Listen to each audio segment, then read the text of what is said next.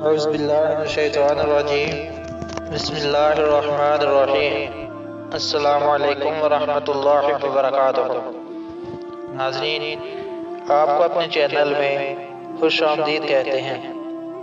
آج میں آپ کو پیارے آقا نبی کریم صلی اللہ علیہ وآلہ وسلم کا ایک پیارا سا فرمان بتاؤں گا، جس میں پیارے آقا نبی کریم صلی اللہ علیہ وآلہ وسلم نے 7 ایسے تباہ کن گناہ بیان کیے ہیں کہ جن سے ایمان ضائع ہو جاتا ہے۔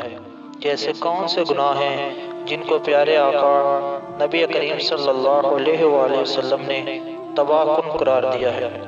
تو شروع کرتے ہیں ویڈیو۔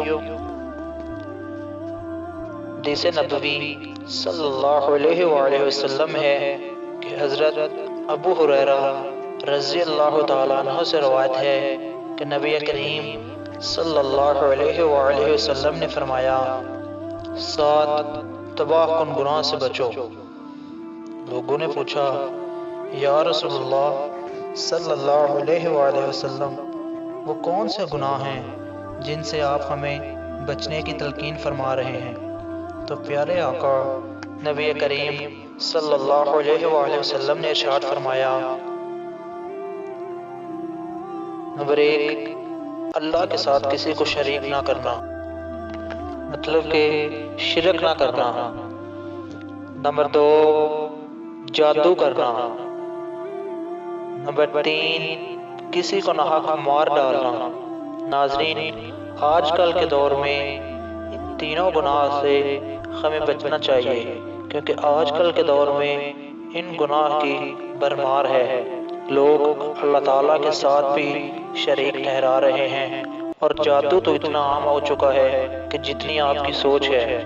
کوئی نجومی کے پاس جا رہا ہے، کوئی کالا جادو، کوئی کسی طرح، اور ناحق قتل کرنا، ناحق مار ڈالنا، یہ بھی بالکل آج کل عام ہو چکا ہے۔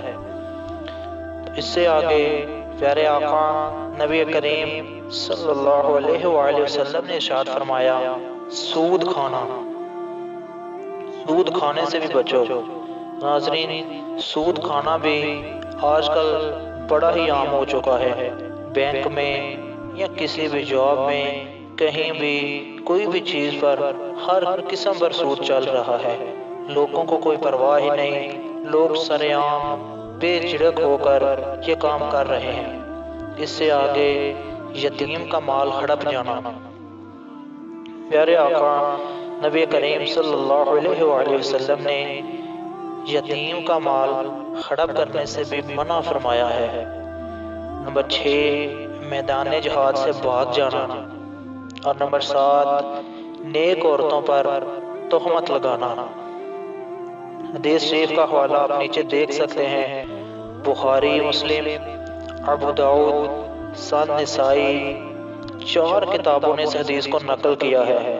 اور اس حدیث کی اہمیت اور فضیلت کا اندازہ آپ لگائیں کہ 4 کتابوں نے اسے نقل کیا ہے، اور کتنی ہی اہم حدیث ہے یہ۔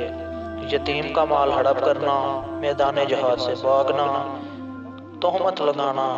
ناظرین، تہمت لگانا تو ویسے بھی آج کل بڑا ہی عام ہے۔ لوگ جس کو مرضی جیسا مرضی قرار دے دیتے ہیں۔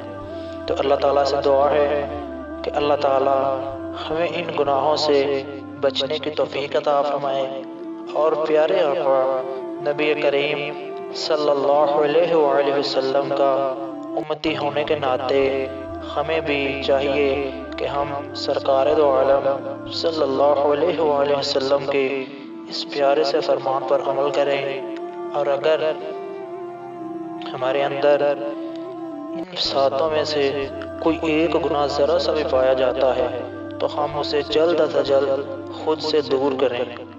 ہماری ویڈیو کو زیادہ سے زیادہ شیئر کریں، چینل کو سبسکرائب کر دیں۔ السلام علیکم ورحمۃ اللہ وبرکاتہ۔